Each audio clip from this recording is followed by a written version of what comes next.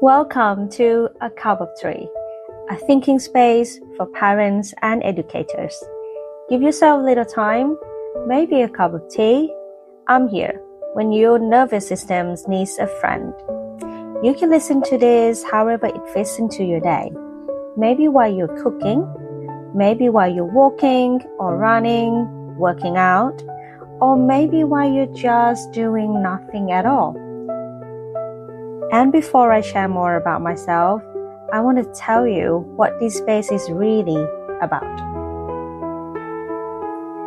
In the first 10 episodes of A Cup of Tea, we will be sitting with a few connected ideas: children, environment, and how the brain works. This is not a child development lesson. It is not about milestones or techniques. It is more about how understanding the brain helps you understand yourself, how that understanding helps you see your child more clearly, and how all of this helps you design a better environment for your child at home, at school, and in everyday life. This is a thinking space, a place to connect ideas quietly without any pressure, without trying to fix anything. Now that you know what this space is all about, I would like to share a little bit about myself and why I am here with you. Hello guys, my name is Penny. If you don't know me yet, or if you are just passing by, welcome to this space. I am a learning designer, and I work with children, families, and educators. I design learning experiences often through nature, through play, and through climate literacy. A big part of my work is translating complex ideas into something simple and very human, very easy to digest for everyone. Over time, that work has changed how I see children, how I see people, and how I see myself. And this is where neuroscience quietly entered my life. I did not step into neuroscience because I wanted to become an expert. At first, I stepped into it for my work and my personal interest.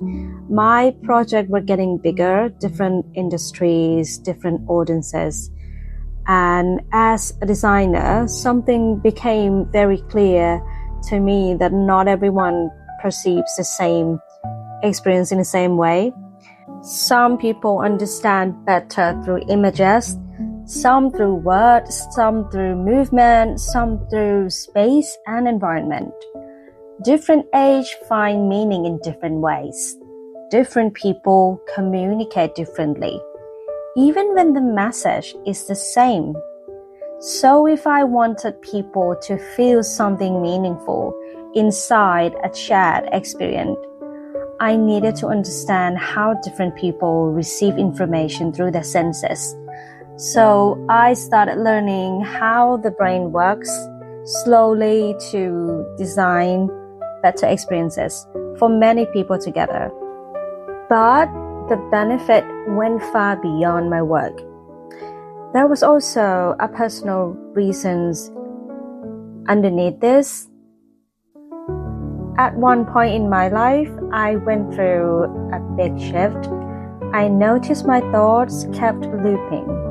I was aware of it. I knew I was stuck, but I could not stop thinking in a loop. And that confused me. I wanted to be truly crystal clear about my brain. So learning about the brain helped me understand something important. That awareness alone is sometimes not enough. Stress, hormone, and the nervous systems, they play a huge role in how we think and how we feel. So understanding this helped me being able to look beneath behaviors instead of taking it personally. Once I saw this in myself, I started seeing it everywhere, in children, in parents, in people around me. And that is why I created A Cup of Tea, not to teach you, not to tell you what to do, not to guide you how to parent, but to share.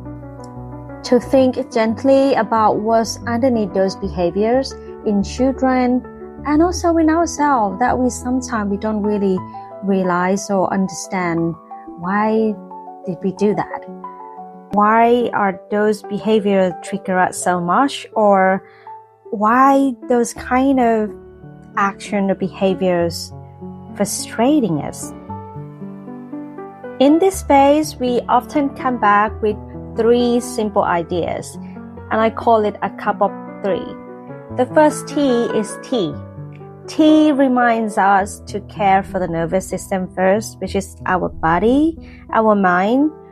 The second T is tree. Tree reminds us that children grow in different ways, in different environments. And the third T is thinking.